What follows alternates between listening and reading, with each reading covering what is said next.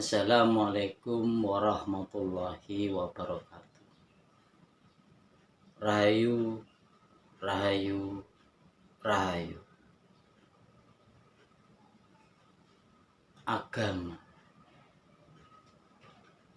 dengan kitab sucinya. Mengapa agama itu diperlukan?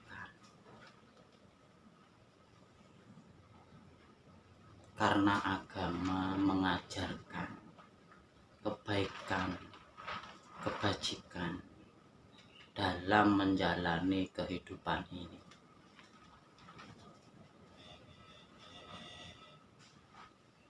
Bila mana manusia sudah menjadi baik, apakah agama tidak diperlukan? Apa hakikatnya agama? Agama adalah ajaran, tuntunan, aturan yang baik dan benar, yang tentunya didukung oleh kitab sucinya. Makanya kitab suci semua agama mengajarkan kebaikan, kebajikan. Bila manusia ini sudah menjadi baik, penuh dengan welas asih, ngerti sama sesama, sopan santun, apakah agama itu tidak diperlukan? Justru ajaran-ajaran itu adalah dalam ajaran agama. Tatanan-tatanan, aturan-aturan yang baik dan benar itu ada pada ajaran yang baik dan benar. Itu yang disebut dengan agama.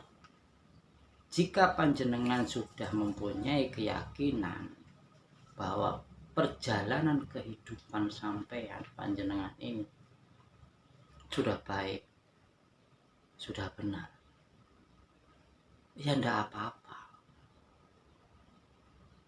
Kan semua yang ada di muka bumi ini intinya, tujuannya pada kebenaran.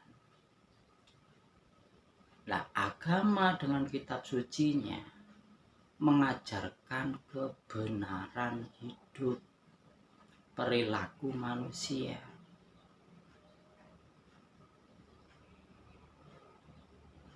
Makanya agama atau yang disebut dengan aturan yang baik dan benar ya tetap harus digunakan. Bukan kita menyebut agama gitu aja, tidak. Inti dari sebuah agama adalah ajaran yang baik dan benar. Semua ini dalam artian manusia, semua saja sudah menjalani atau mengerti bahwa kebaikan, kebajikan akan membawa kedamaian, ketentraman. Yaitu termasuk orang itu sudah menjalani ajaran-ajaran yang baik. Agama turun dikarenakan kerusakan iman, tingkah laku yang semaunya sendiri. Manusia ini beda dengan makhluk yang lain. Semua ada pada diri manusia.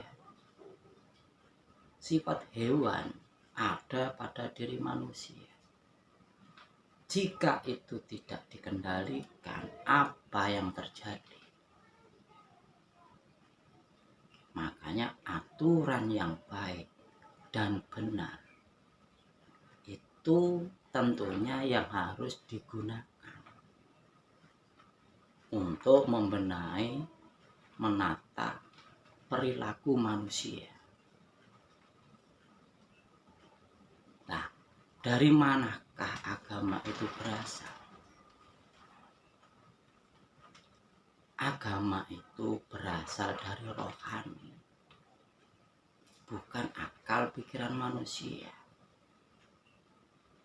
Nah, hati atau rohani kita ini yang bisa tersambung kepada Yang Maha Kuasa.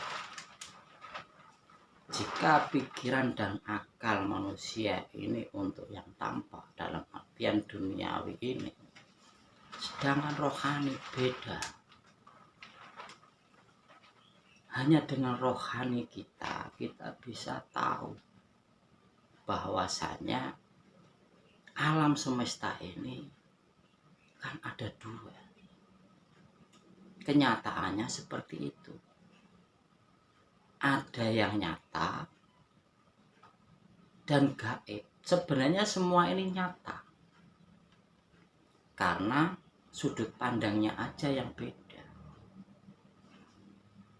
Bagi yang mengenal mata telanjang dalam artian mata kepala kita dengan mata hati kita, yang namanya gaib tidak ada. Gaib itu kan bagian daripada yang tak terlihat oleh mata kepala kita. Yang wujud, semua sebenarnya wujud, cuma beda cara melihatnya. Yang tampak oleh mata bisa disebut makhluk, hamba-hamba, atau isi alam semesta ini. Sedangkan yang tak tampak oleh mata, apa itu bukan makhluk? Ada makhluk, ada yang menciptakan makhluk, atau yang menjadikan makhluk. Jadi agama adalah perjalanan rohani manusia, tentunya atas kehendaknya, dengan kitab sucinya. Kitab suci adalah aturan yang baik dan benar. Tentunya yang namanya kitab suci, fakta nyata kebenarannya tidak bisa direvisi, dikoreksi sesuai dengan perkembangan zaman. Ya tidak bisa namanya kitab suci. Kitab suci turun berarti atas kehendak ilahi melalui rohani manusia pilihan. Makanya hasil dari kitab suci adalah hasil perjalanan rohani manusia atas petunjuknya, petunjuk ilahi tentunya.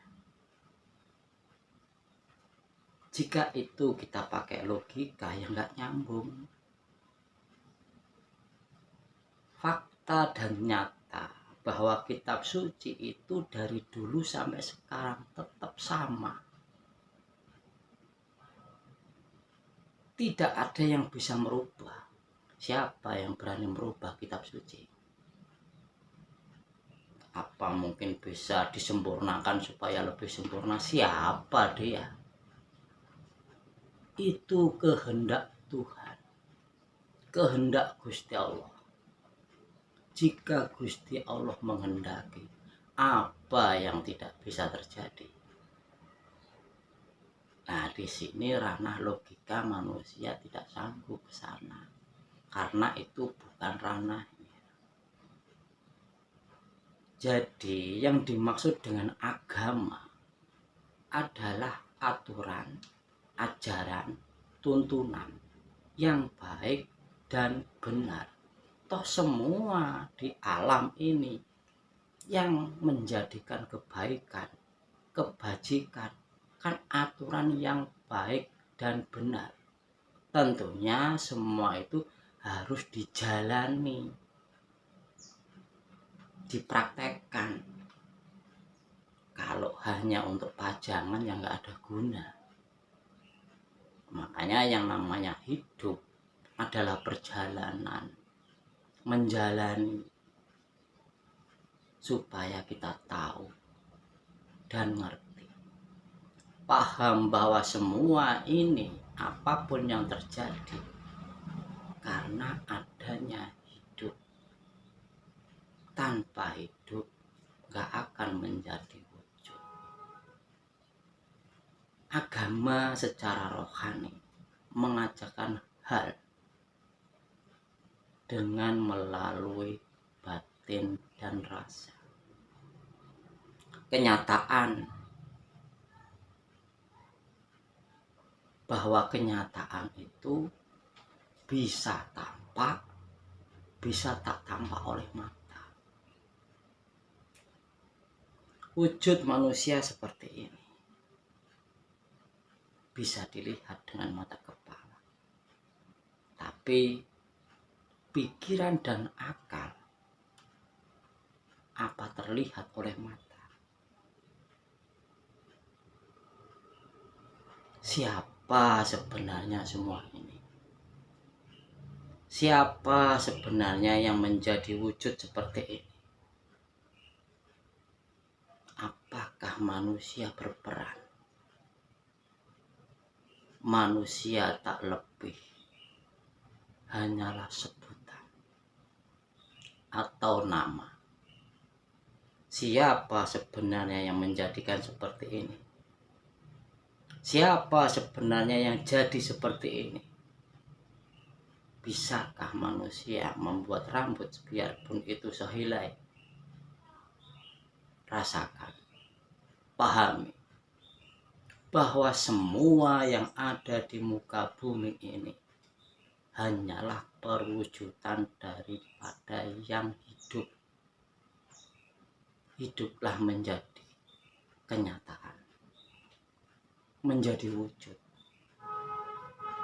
di alam semesta ini, dan semua mempunyai sebutan masing-masing. Sebutan hanyalah nama. Siapa sebenarnya beliau itu? Rahayu, rahayu, rahayu. Assalamualaikum warahmatullahi wabarakatuh.